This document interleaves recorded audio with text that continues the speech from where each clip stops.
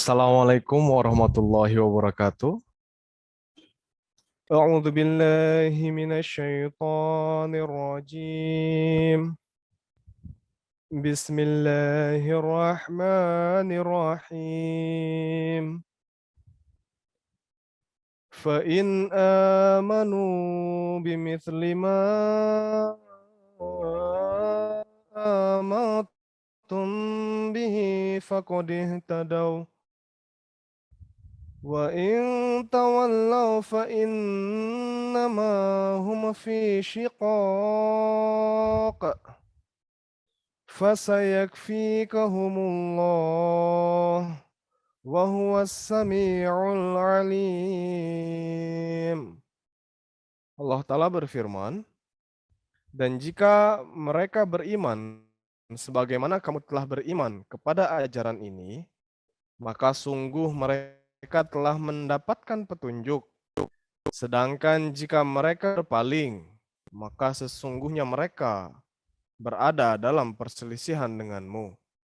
Dan Allah pasti akan mencukupi engkau dalam menghadapi mereka, dan Dia Maha Mendengar, Maha Mengetahui. Kita akan potong-potong ya peranan kalimat biar bisa lebih paham lagi. Fa'in amanu bimithli ma amantum bihi.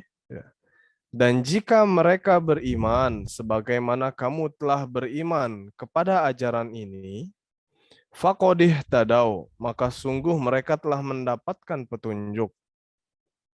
Wa in tawallau fa innama hum fi syiqaq. Dan atau di sini diterjemahkan sedangkan jika mereka berpaling, ya wa in tawallau, sedangkan jika mereka berpaling, fa innama hum fi syiqaq, maka sesungguhnya mereka dalam perselisihan denganmu. Fasayakfikahumullah, dan Allah pasti akan mencukupi engkau. Di sini dalam menghadapi mereka tidak ada ya, tapi mafhum saja. Di dalam ayatnya tidak ada.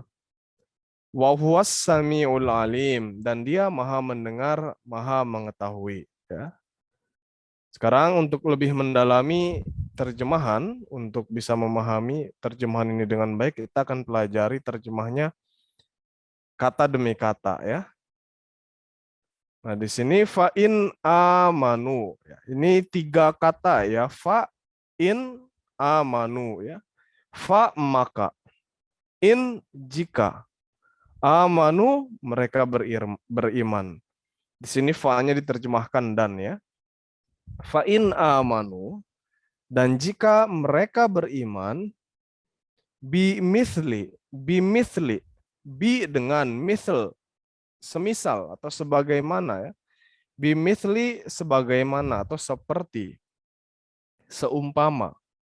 Ma amantum bihi, ma apa-apa, amantum yang kamu telah beriman bihi kepadanya ya.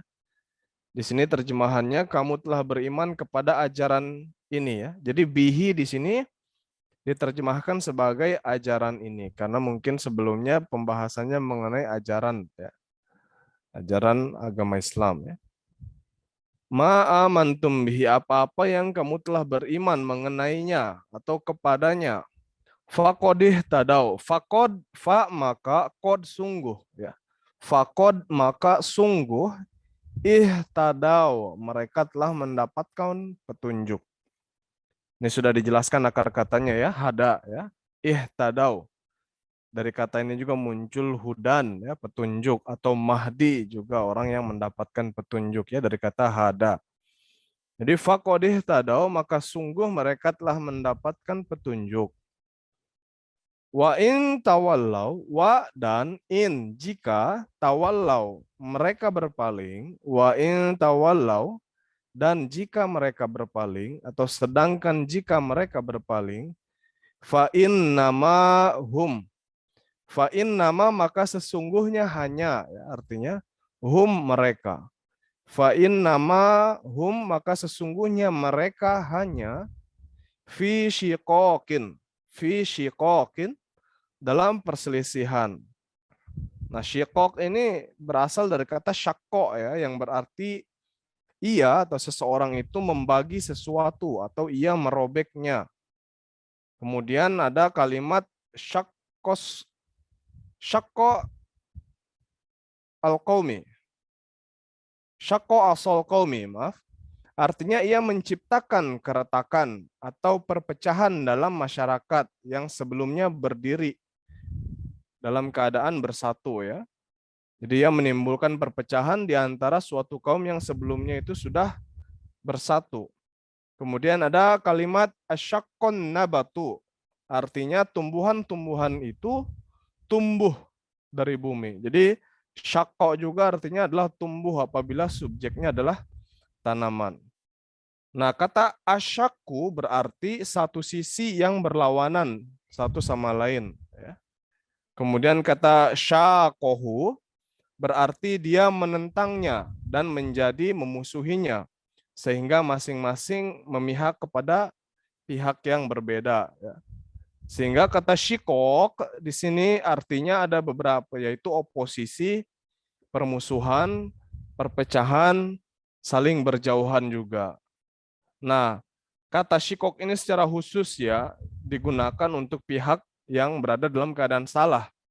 Jadi kata syikok ini tidak digunakan untuk pihak-pihak yang berada dalam keadaan benar. Ya. Nah, itu makna dari syikok ya, perpecahan, perselisihan, permusuhan, pertentangan, dan lain sebagainya. Kemudian kita lanjutkan, fasayak fikahumullah. Fasayak fikahum. Maka Allah Ta'ala akan mencukupi mereka. Ya. Allah sebagai subjek. Fasayak fika. Maka Allah Ta'ala akan mencukupi engkau hum dalam menghadapi mereka. Ya. Fasayak fika humullah. Maka Allah Ta'ala akan mencukupi engkau dalam menghadapi mereka. Di sini terjemahannya kurang ya. Wahuwa as-sami' Wahwa dan dialah as-sami' maha mendengar, al-alim maha mengetahui. Kita lanjutkan kepada ayat selanjutnya. Sibghatallah wa man ahsanu minallahi sibghah wa nahnu lahu abidun. Katakanlah, kami menganut agama Allah, dan siapa yang lebih baik dari Allah dalam mengajarkan agama, dan kepadanya kami beribadah. Sibghatallah artinya sebenarnya adalah agama Allah. Tetapi dalam bahasa Arab ada ketentuan bahwa ketika diberikan penekanan, suatu kalimat diberikan penekanan untuk mengikuti sesuatu, misalkan ya. Jadi kalimat ini kami menganut atau kami mengikuti itu disembunyikan atau tidak ditampakkan ya di dalam kalimat. Jadi sibghatallah artinya agama Allah, tetapi dalam terjemahan kalimatnya menjadi katakanlah kami menganut agama Allah. Wa man ahsanu minallahi sibghah. Dan siapakah yang lebih baik dari Allah dalam mengajarkan agama? Nah, dalam mengajarkan di sini juga tidak tercantum ya. Hanya mafhumnya saja sehingga ditambahkan di sini terjemahannya dalam tanda miring ya. Kemudian wa nahnu lahu abidun, dan kepadanya kami beribadah. Kita lihat terjemah perkataannya. Sibghatallah, kami menganut agama Allah. Nah, sibghah ini sebenarnya artinya warna ya, atau celup, atau macam, atau ragam, atau sifat sesuatu. Atau sibghah ini juga artinya adalah agama, peraturan hukum, ya, atau pembaptisan juga maksudnya di situ ya. Nah, sedangkan sibghatullah berarti adalah agama Allah, sifat yang dianugerahkan Allah kepada manusia. Ini terjemahan dari Kamus Akrab ya. Nah, agama disebut dengan kata sibghah, kan di dalam bahasa Arab juga ada kata ad-din ya. Ad-din itu agama juga. Kemudian millah, millah kemarin sudah dibahas ya, millatun. artinya juga agama. Nah, di sini disebutkan lagi ada kata sibogoh yang juga artinya adalah agama. Padahal tadi kan katanya akar katanya itu warnanya celup ya, atau warna yang mendasari sesuatu ya, atau macam atau ragam atau sifat ya. Nah, agama disebut sibogoh juga adalah karena agama itu mewarnai manusia sebagaimana celup atau warna yang mewarnai sesuatu. Kalau di kitab apa ya? Sipuhan mungkin ya. Kalau di sini celup ini. Nah, sibogoh dipakai di sini sebagai pelengkap kata kerja yang tidak disebutkan karena telah diketahui. Menurut tata bahasa Arab, kadang-kadang bila ada suatu kehendak yang keras untuk membujuk seseorang melakukan sesuatu pekerjaan tertentu, maka kata kerjanya itu dihadzafkan ya, ditinggalkan, disembunyikan dan hanya tujuannya saja yang disebut. Maka kata-kata seperti na'khudhu yang artinya kami telah mengambil atau nattabi'u yang artinya kami telah mengikuti dapat dianggap sudah diketahui dan anak kalimat itu akan berarti kami telah menerima atau kami telah menganut agama sebagaimana Tuhan menghendaki supaya kami menerima atau mengikutinya. Ya, jadi kalau misalkan ada suatu perintah yang ingin kita tekankan itu di dalam bahasa Arab, ada polanya bahwa yang disebutkan itu adalah perintahnya itu saja, apa kata itunya saja yang ditekankan itu saja, sehingga kata kerjanya tidak perlu disebutkan. Makanya di sini langsung sibghatallah. Ya, sebenarnya di sini sudah dipahami maknanya ada na'khudhu atau nattabi'u ya. Na'khudhu sibghatallah atau nattabi'u sibghatallah. Tapi sesuai dengan kaidah bahasa Arab, nah kata kerjanya itu tidak disebutkan lagi ya. Artinya ini untuk menyatakan dengan keras bahwa kita telah atau umat muslim telah menganut agama Allah tadi ya. Kemudian waman ahsanu, wa dan man barang siapa atau siapakah ahsanu yang lebih baik ya. Waman ahsanu dan barang siapakah yang lebih baik dan siapakah yang lebih baik minallahi dari Allah. Sibghah agama ya, mafhum di sini mengajarkan ya. Sibghah dalam mengajarkan suatu agama. Jadi barang siapakah yang lebih baik daripada Allah Ta'ala dalam mengajarkan hal atau perihal keagamaan. Wanahnu wa dan nahnu kami. Wanahnu dan kami lahu abidun. Lahu kepadanya, maksudnya kepada Allah Ta'ala ya. Abidun beribadah atau menyembah ya. Abada ya abudu, abid. Ya. Abid. Ini fa'il ya, dalam bentuk fa'il. Artinya pelaku. Wa nahnu lahu abidun dan kami kepadanya lah menyerahkan diri atau beribadah atau menyembah ya. Kita lanjutkan.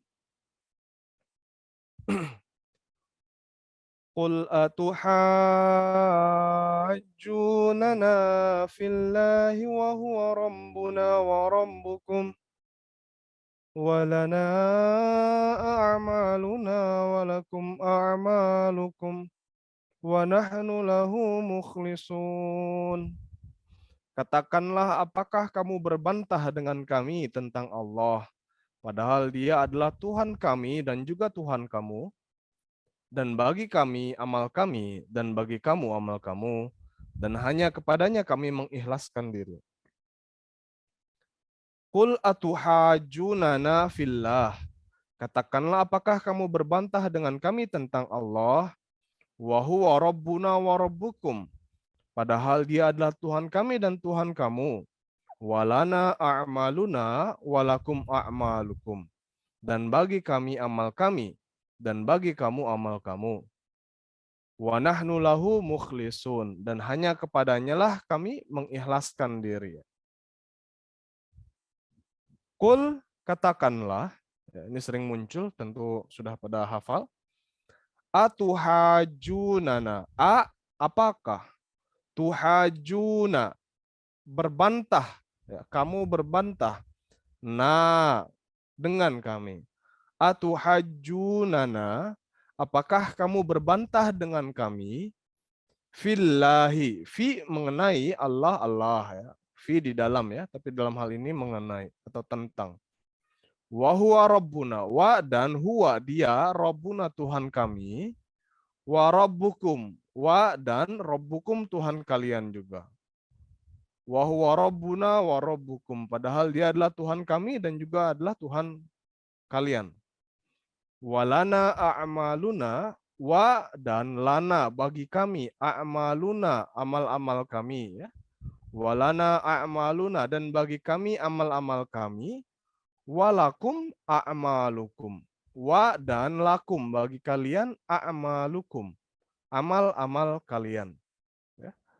Wa nahnu dan kami, lahu mukhlisun, lahu kepadanya mukhlisun, mengikhlaskan diri ya. Atau terjemah dari mukhlisun ini adalah tulus mengabdi. Akar katanya kholasa ya, yang berarti ia atau sesuatu itu menjadi murni. Nah, akhlasallah berarti ia sungguh berbakti kepada Tuhan atau ia benar-benar tulus dalam hubungannya dengan Tuhan ya. Atau misalkan ada juga akhlasa lahul hub.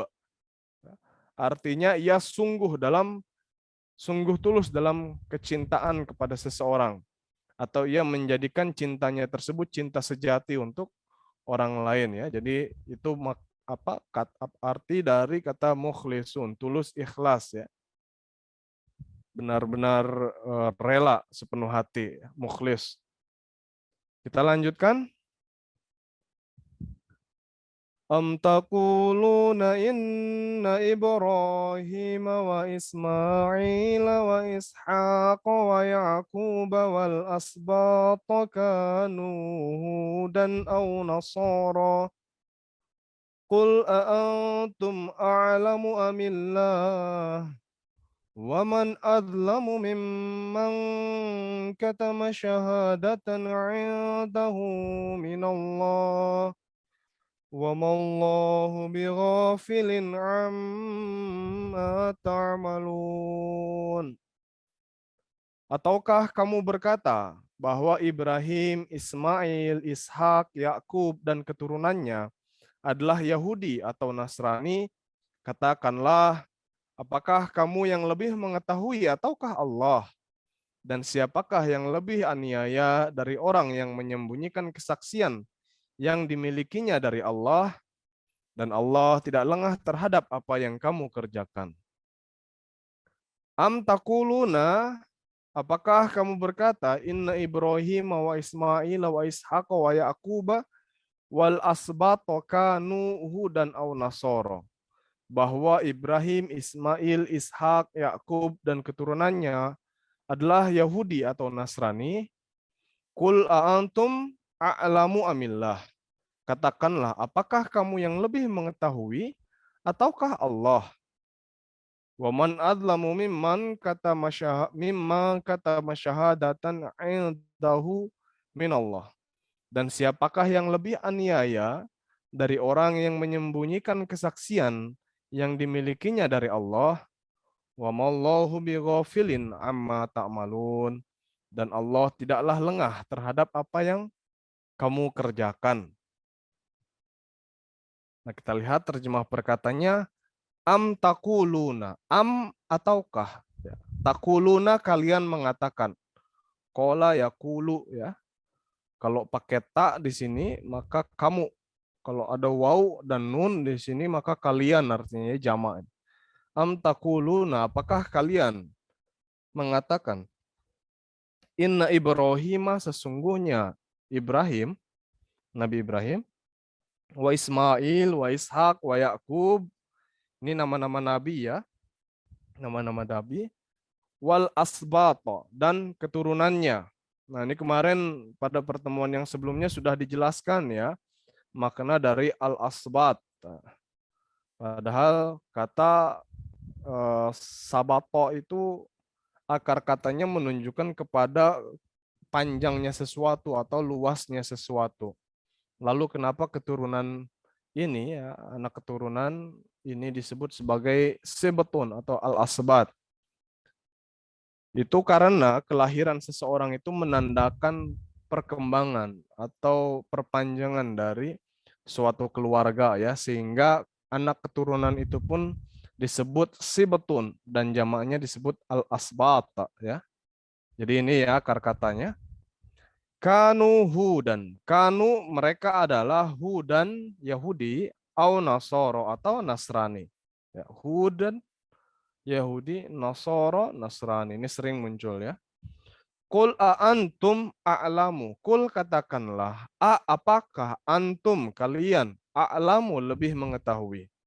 Kul antum a'lamu. Katakanlah, apakah kalian lebih mengetahui amillah atau Allah ya, atau Allah. Waman azlamu dan man barang siapa atau siapakah azlamu yang lebih aniaya. Zolim ya, kata yang keluar dari kata ini zulmun, zolim. Nah itu yang biasa sering kita dengar. Nah ini untuk memudahkan zalim ya. Waman azlamu barang siapakah yang lebih zalim atau yang lebih aniaya, yang lebih buruk ya. Mimma katama syahadatan indahu. Mimman dari orang yang katama menutupi atau menyembunyikan ya. Katama menyembunyikan syahadatan. Syahadatan artinya kesaksian ya. Syahadah. Dua kalimat syahadah ya. Dua kalimat persaksian. Karena asyhadu artinya adalah saya bersaksi. Jadi di sini memang katama syahadah dari orang yang menyembunyikan kesaksian. Indahu yang dimilikinya minallahi dari Allah. Indahu yang dimilikinya minallah dari Allah. Wa mallahu bighafilin. Wa ma dan tidaklah Allahu Allah bighafilin lalai atau lengah ya. Di sini lalai atau lengah. Amma ta'malun. Amma mengenai apa-apa ta'malun yang kamu kerjakan. Wa mallahu bighafilin amma ta'malun. Dan Allah Ta'ala tidaklah lengah, tidaklah lalai mengenai apa-apa yang kamu ketahui. Ya. Dan ayat yang terakhir yang akan kita pelajari adalah tilka ummatun qad khalat laha ma kasabat wa lakum ma kasabatum wala tus'aluna amma kanu ya'malun. Itulah umat yang telah berlalu. Baginya apa yang mereka usahakan, dan bagimu apa yang kamu usahakan, dan kamu tidak akan ditanya mengenai apa yang dahulu mereka kerjakan. Ya. Tilka ummatun qad khalat. Itulah umat yang telah berlalu.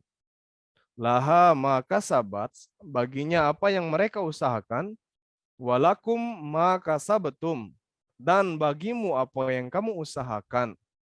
Wala tus'aluna amma kanu ya'malun, dan kamu tidak akan ditanyai mengenai apa-apa yang dahulu mereka kerjakan. Ya.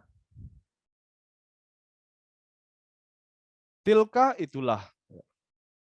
Jadi sudah pada pertemuan-pertemuan sebelumnya sudah dijelaskan ya apa perbedaan tilka dan zalika.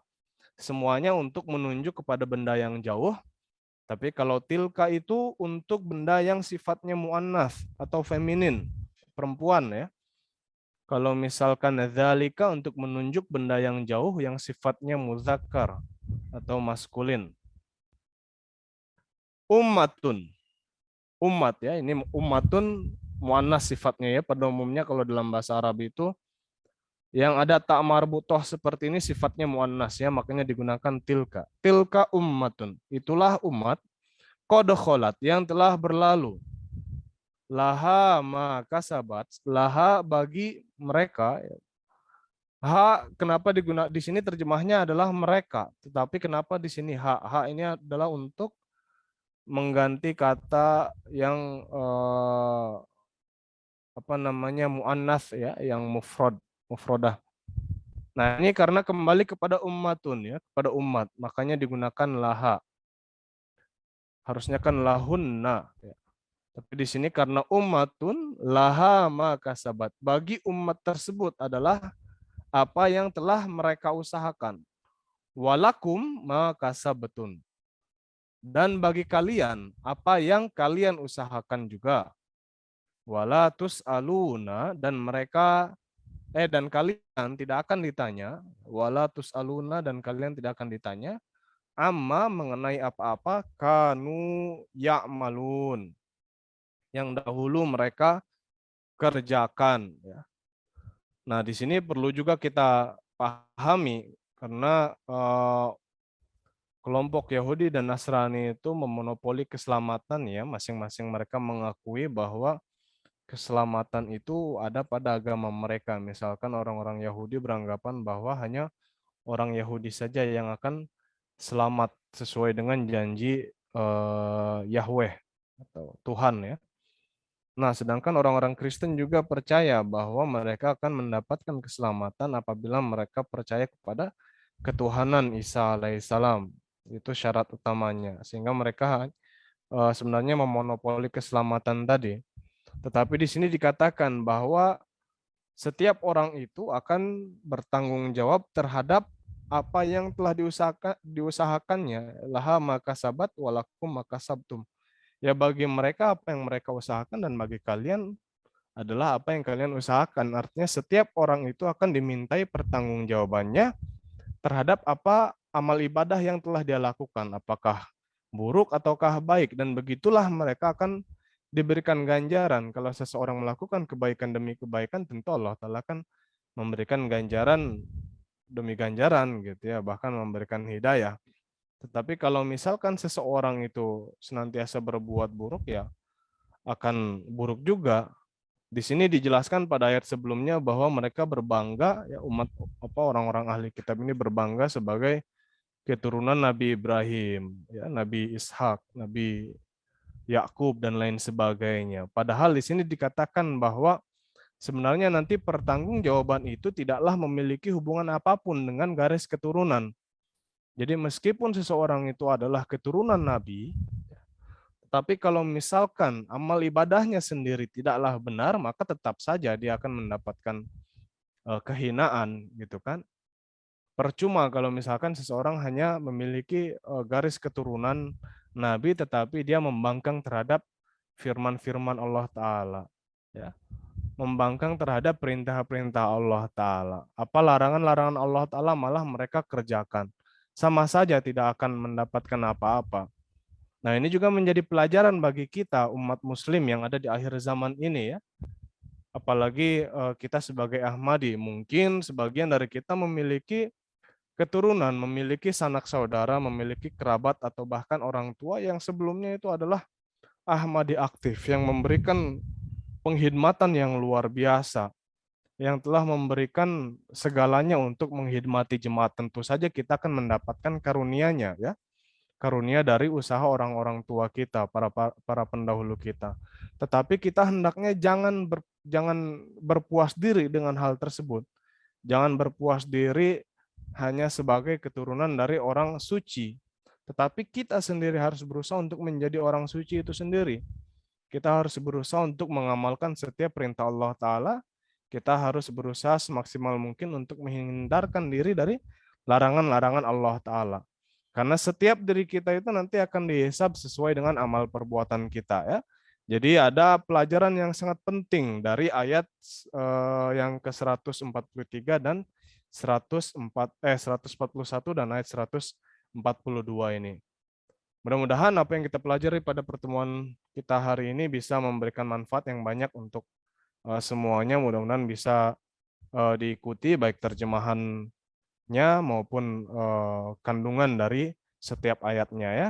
Jangan lupa juga saya ingatkan kembali untuk subscribe akun International Talimul Quran Academy.